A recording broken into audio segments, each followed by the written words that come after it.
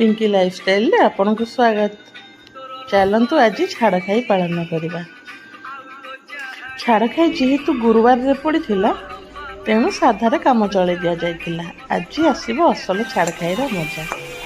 सेमती किसी special item तो ना कि मोर ऑल टाइम फेवरेट पोई चिंगुड़ी घांट करवा। चलो देखा केमी करुँची मुझे स्टाइल ना कि अलग करुँची। देखु परिबा पत्र सब कटाकटी कर रखीदे अदा पियाज रसुण तो भल भाव पेस्ट कर रखी नहीं। कड़ई बसी से फुटन दे मसला को भल भाव कषा लगे। मसला जिते कषि हो गला जहाँ सब परिबा मु काटी पोई को छाड़ी बाकी सब परिबा को मसला पकाई लुण हलदी दे कषा लगे। परिबा सबको मसला सहित सीम आंचर कषिबे। सीम आंचर ताको घोड़े घोड़े दे कषिबे। परिबा टिके भल भाव कषि हो सारा 50% ऑलमोस्ट 50% सिझीगला से बैगण पोई टमाटो को दे भल भाव पुणी घोड़े कषा पड़ो।